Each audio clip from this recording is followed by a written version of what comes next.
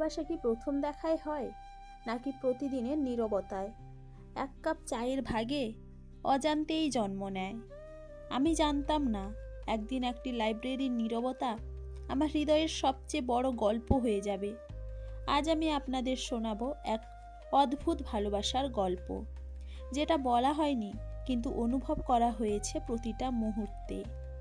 আমি অনন্যা শহরের এক ছোট লাইব্রেরিতে পার্ট টাইম কাজ করতাম।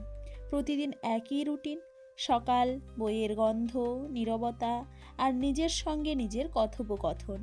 ঠিক সেদিনই ওকে প্রথম দেখলাম।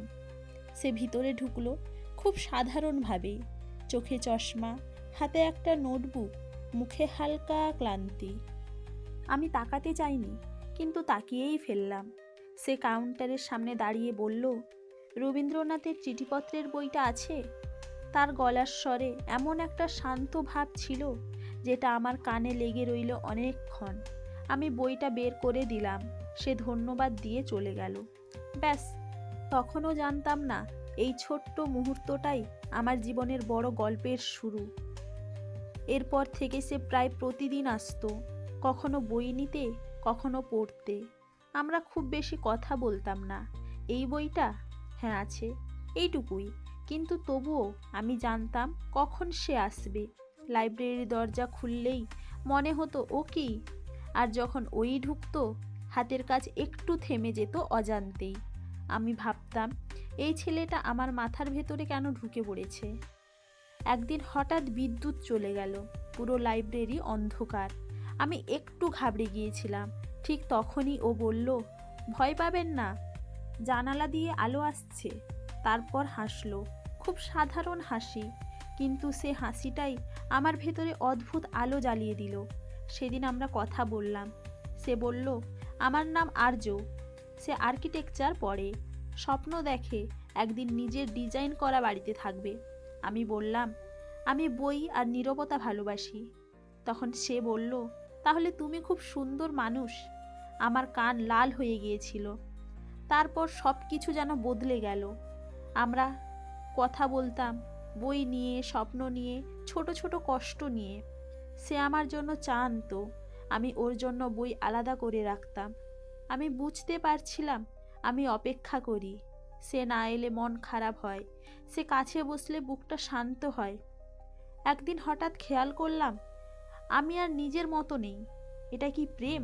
আমি নিজেকে জিজ্ঞেস করতাম। ভয় পেতাম, কারণ প্রেম মানেই তো ভেঙে পড়া। এটাই আমাকে শেখানো হয়েছে। একদিন আর্য আসেনি, পরের দিনও আসেনি। তৃতীয় দিনে মনে হলো লাইব্রেরির সব বই যেন নিঃশব্দে কাঁদছে। চতুর্থ দিনে সে এলো, চোখে ক্লান্তি, মুখে চাপা কষ্ট। আমি জিজ্ঞেস করলাম, আপনি ঠিক আছেন? ও বলল, আমি কিছুদিনের জন্য শহর ছাড়ছি।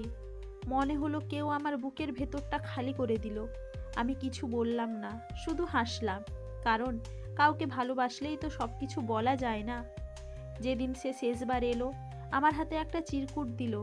লিখেছিল, কিছু মানুষ আসে বইয়ের পাতার মতো, একবার পড়ে ফেললে আর কোনোদিন ভুলতে পারা যায় না। চোখের কোণে জল জমেছিল। সে চলে গেল। 2 বছর কেটে গেল। জীবন চলতেই থাকে, কিন্তু কিছু অনুভূতি রয়ে যায় চুপচাপ। একদিন শহরের এক প্রদর্শনীতে গেলাম।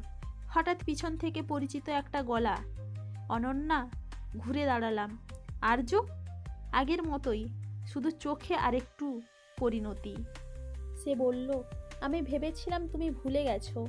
আমি বললাম, কিছু মানুষ কখনো ভোলা যায় না। সে হাসলো। এইবার আর আমরা চুপ করিনি। সে বলল, আমি শহর ছেড়েছিলাম নিজের ভয় থেকে, কিন্তু তুমি সব সময় আমার ভেতরে ছিলে। আমি বললাম, আমি অপেক্ষা করছিলাম না জেনেই। সেদিন বুঝলাম, ভালোবাসা মানে শুধু পাওয়া নয়, ভালোবাসা মানে অপেক্ষা করাও।